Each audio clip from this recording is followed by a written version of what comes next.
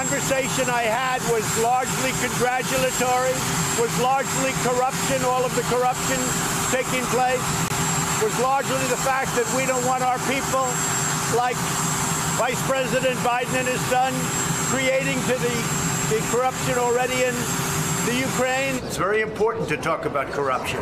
If you don't talk about corruption, why would you give money to a country that you think is corrupt? I put no pressure on them whatsoever. I could have. I think it would probably, possibly have been okay if I did, but I didn't. I didn't put any pressure on them whatsoever. I did not make a statement that you have to do this or I'm not going to give you aid. I wouldn't do that. I wouldn't do that. I'd withhold again, and I'll continue to withhold until such time as Europe and other nations contribute to Ukraine. That was Donald Trump being the world's worst witness for himself. Those were his responses over just 3 days to the Washington Post and the Wall Street Journal and the New York Times reporting on him basically ordering that aid to Ukraine be halted while he was peppering and requesting and badgering their leader to investigate the Bidens. If impeachment is sort of a public and political way to adjudicate justice, where everything's out in the open and public opinion is a factor, hasn't Donald Trump just walked into the biggest trap of his life? Yeah, I mean, he's a terrible, terrible witness. And I guess the best legal precedent us legal scholars would draw for what Trump has done over the last week, and forgive the sexist overtones, but his drunk girl on Saturday Night Live. It's like, I did it, I didn't do it, I said it, I didn't, the deep state, not deep state. You know, it's just completely incoherent. With his sidekick, Rudy. I mean you know, he did it, he meant to do it, I did it too. I mean, how are those two? I mean, it would seem that what didn't serve them well in the Mueller probe, that it was so opaque, that it was so inaccessible. Nancy Pelosi never felt like the story had been told. She never felt like she could take what was a richly detailed story of deep ties to Russia, of criminal obstruction of justice, but it didn't happen in full view. This is Donald Trump and Rudy Giuliani basically Bozo the Clowning it all over collusion. Right, and it's John's point again that Trump has only himself to blame. This is constitutional karma. This is coming back around to him because of all the positions he's taken, all the things he's done over the last months. And so, yes, I think absolutely, you know, he has himself to blame for it. Also, let's not forget that aides close to President Trump encouraged him not to do an in-person interview with Mueller for fear that he would perjure himself. Yeah. And that's why he submitted written responses. So I think that your point is he's exactly right. That Mueller still thought were lies. Right, exactly. He couldn't even do it right in written responses. But I think that is exactly your point. He would be his own worst enemy sitting down, and it looks like he might not have a choice. And to Hama's point, all he had to do was not collude again. Right. Well, I think that he has become this figure. I don't know if he's become or if he's always been this way throughout his life. I think he's always been this way throughout his life. Someone who very much believes he is invincible. And you've talked about this. We've all talked about this. And once he got away with it after the Mueller investigation, after the Mueller report, after House Democrats didn't do anything on that, he then realized, as we've seen, how much he could sort of abuse and use the power of the presidency, whether it's through executive orders to circumvent Congress to get what he wants done, or in something like this. I was speaking to a Democrat today who was so frustrated. He said, you know, Donald Trump said I could shoot at someone on Fifth Avenue and my supporters wouldn't care less. Donald Trump could shoot someone on Fifth Avenue and House Democrats haven't done anything until perhaps 5 p.m. today. And that's such a deep point when you talk about his invincibility, because, you know, I think John's right to say, well, he did it again and that's part of what's going on. But it's deeper. It's this point about invincibility that, you know, Americans and their constitution's all about a president who believes in the rule of law, believes in checks and balances, who has some humility in the job. I mean, both of us got to work for different presidents who had that.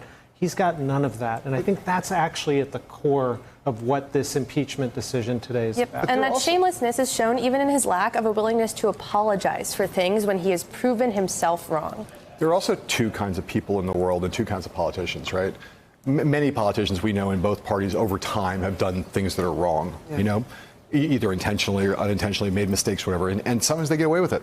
And that's where you reach the fork in the road. You've gotten away with it. And you say to yourself, there but for the grace of God go I. I'm never going to do that again because that was close. I could have gotten impeached. I'm clean hands now. Right. or you're the one who goes, I got away with it that time, let's go do it again. And if you're Donald Trump, who has no respect for the law, the institutions, the precedent, the history, the duties of the job, all that stuff, that's the guy who says, hey, I just got away with this. If I got away with it that time, I can get away with it again. And it goes to invincibility, it goes to arrogance, it goes to, it's just the sense that you're now unbridled. I want to say, just to point out one thing as for breaking news, it's the case Nancy Pelosi is in the caucus meeting right now. Jake Sherman has apparently a source in the room.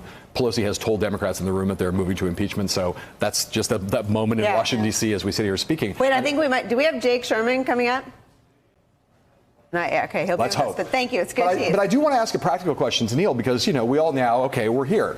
Let's go. Right. The question is what now happens. And, the Nixon precedent is that once the proceedings began and the country watched evidence that was unfurled before them, public opinion changed in a dramatic way. When public opinion changed, Republicans who had been all behind Richard Nixon, once the scales tipped and they saw Nixon's popularity and the mounting weight of evidence get to a certain point, Republicans suddenly abandoned the sinking ship, and that was the end for Richard Nixon. So if you're a Democrat right now, we talk all the time about how a formal impeachment inquiry will allow Democrats in the House to do things, to enter into evidence more facts, to get fact witnesses, to speed the process that right now is kind of locked up in the courts over subpoenas and other things. Just talk in a practical way about what new tools Democrats have to get facts on the table if they have a formal impeachment inquiry now that they didn't have before. Right. So the formal answer to that in the law is like you can get grand jury materials more easily when you have an impeachment proceeding. Here, there's not necessarily a grand jury that's been convened, so those prohibitions aren't necessarily at stake. Right. But here there's something really different. This president has done something no president has done, which is not give anything to Congress effectively. Privilege after privilege being asserted, even like white executive privilege over people who never even worked in the White House. I mean, just insane propositions like that. Now, they could continue to keep on doing that. They could still, even in a formal impeachment inquiry, say, we're not going to give you this. We're not going to tell you about Ukraine. It's foreign policy. It's up to the president and so on. That would force the Democrats to go to court. And then I do think, though, calling it impeachment does speed it up in the courts. Right. It puts pressure on the judges. Exactly. This escalates things where a judge who would normally take some 6 months to decide might now decide in an expedited way. And we have this precedent, United States versus Nixon, the Nixon tapes case. Right. So Nixon tried to stonewall and not turn over the tapes. The Supreme Court, in a matter of 15 days, basically heard the case, decided the case, forced the tapes to be turned over, and then the next day Nixon resigned. So because when John Heilemann talks, people listen, Jake Sherman's now on the phone. So Jake Sherman, since we've come on the air, 4 more Democrats have announced support for impeachment. The number now stands at, I think, 179. What are you hearing? John Heilemann just reported that you've got a source in the room with some new information. Yeah, I mean, at this point, it matters not much how many people are for it, because everyone's going to be for it, because Nancy Pelosi has now announced that House Democrats are doing it. I'm standing just feet from the House Democratic Caucus meeting in the basement of the Capitol where Pelosi announced this. And Adam Schiff just minutes ago said it's gone from bad to worse to worse. And they're going to open impeachment inquiry. And in the next couple of days, the committees, this is what we've been hearing, and this is what we believe the plan to be. The committees are going to submit kind of their best material, from all their investigations to judiciary, which is going to then turn around and package this into an impeachment package. And this is going to happen. We don't know how long this is going to last. Obviously, could last months, could go much quicker. But the House Democrats are there. I mean, they are doing this, and they are moving rapidly. And it's worth noting, Nicole, I mean, we talked about this last week on air a bunch of times, but Nancy Pelosi was against this a week ago, and then the Ukraine stuff came out, and the game has kind of been changed in a major, major way over the last couple of days. Jake, I was about to say that. You sat on our set Monday and Tuesday in D.C., maybe one of those days you were remote, and we did. We talked about this. We talked about Nancy Pelosi's seeming intractability around impeachment, and I wonder, in your analysis, what is it about the Ukrainian story? John Heilemann has a theory that it's the brazenness, that it occurred the day after Mueller testified, that it's, I got away with it once, I'm going to try to get away with it again. A lot of law enforcement officials describe Trump as acting like a mob boss. What is it about the Ukraine story that changed Nancy Pelosi's calculation? Yeah, I think it's twofold. I think it's that the president, we don't know exactly what happened, but if the reporting is right, the president had conversations with the Ukrainian president, both about military aid and about investing a domestic political rival. That's number one. But number two, and perhaps most importantly, is that the administration is blocking this whistleblower report against what is, there is precedent on both sides, but Congress is demanding this report, and the president is not, the administration is not giving it up. So both things are different, related, but both pique the interest of frontline these kind of vulnerable Democrats that Nancy Pelosi was shielding to protect. And again, Nancy Pelosi said she was protecting these frontline Democrats, and now all of them are for an impeachment inquiry. So there's no one to protect anymore, really, and that's an important political development. Jake, John Heilman has a question for you. Hey, Jake, I heard you say this thing about about judiciary taking the lead on this. I'm curious if you know any more about process on the basis of your reporting. Is judiciary going to be the committee of jurisdiction here, or could there be a special committee? Or are the other committees that have any kind of piece of this going to continue to do investigations? Like, how's this going to actually unfold? What we understand is that the committees that have pieces of this are going to be funneling to judiciary. That's what we understand at this point. This has been very fast-moving and is certainly liable to change. That's what we've been reporting right now. It doesn't seem like a special committee is going to happen. There were some hurdles there. They'd have to assemble a staff. They'd have to populate the committee. They'd risk the ire of members of judiciary who have been working on this for a long time. It looks like judiciary is going to be in the lead, but have no doubt Nancy Pelosi is going to have very tight control over this process over the next couple weeks and months. Jake Sherman, your reporting on this has been extraordinary. If you come up with anything else in the next 22 minutes while we're on the air, call back into our control. We'll move you right on the air. Thank you, my friend. Thanks, Nicole. Let me go to Jonathan Lemire. I mean, Jonathan Lemire, this story is going from bad to worse for the president. I mean, we know that he understands a few things about television, and that's one, that roadblock coverage that's bad for him is roadblock coverage that's bad for him. And two, it tends to drive his already historically low poll numbers even lower. And three, that number up there, 179, he's within, I think, a couple dozen members that would be needed to impeach him. Which, of course, is a historic moment, to say the least. You're right. The president is always been very mindful of the optics, the visuals. He comes from TV. He has that background. We know he's obsessed with cable news, including some of the programs on this network. And he's now going to face days upon days where there's not going to be any other story. This is the United Nations General Assembly. That's why he's in New York today. That's why the press pool is in New York today. This is traditionally a week that is dominated by international affairs and foreign policy. He delivered a speech today that was a pretty hardline warning to Iran, and none of that is breaking through. This is the story, and it's going to be for a while now. And as much as the people around the president feel that they can spin this, that they feel like they can get a win out of this. The president himself said so a short time ago in one of these foreign leader meetings. He took a few questions.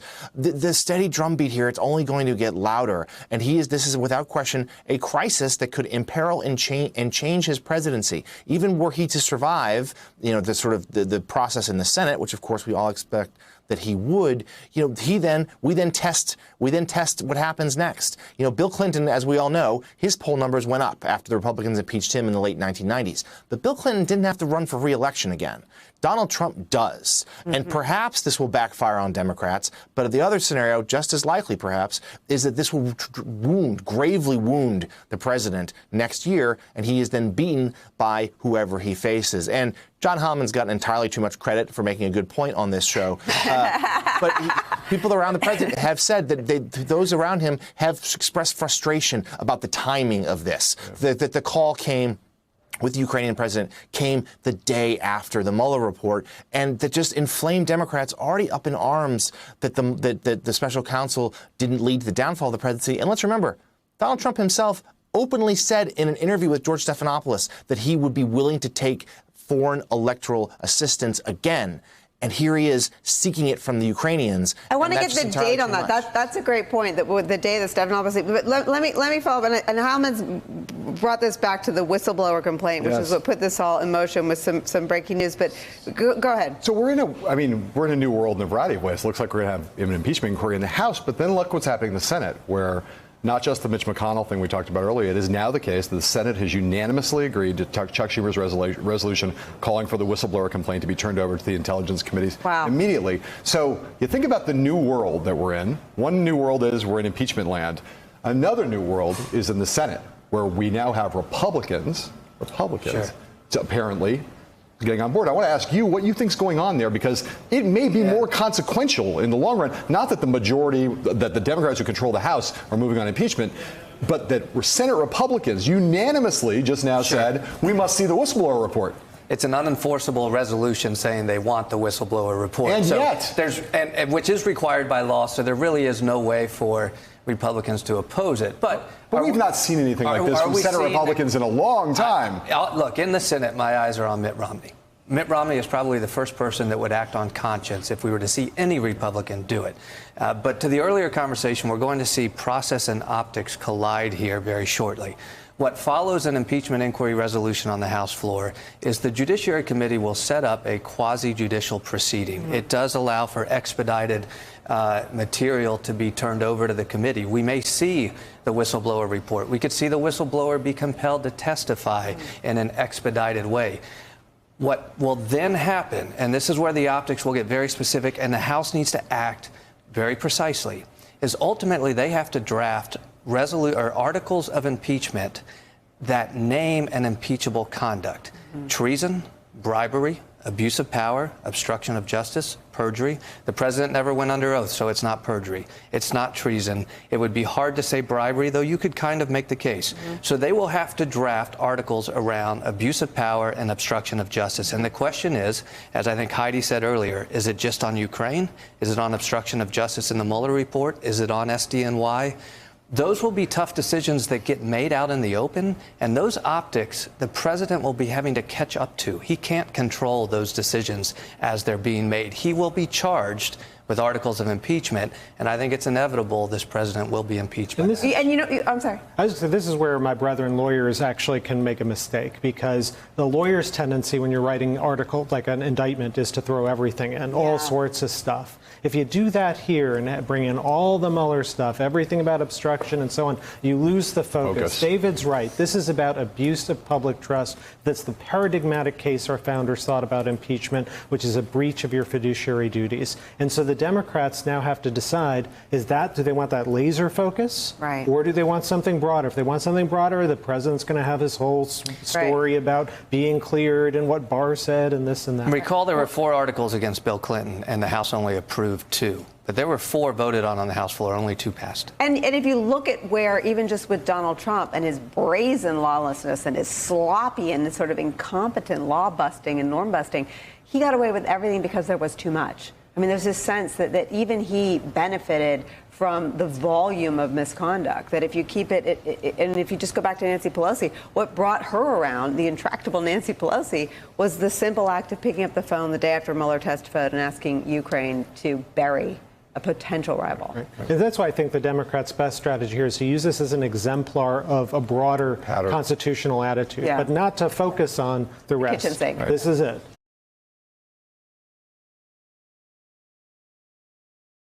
Hey there, I'm Chris Hayes from MSNBC. Thanks for watching MSNBC on YouTube. If you want to keep up to date with the videos we're putting out, you can click subscribe just below me, or click over on this list to see lots of other great videos.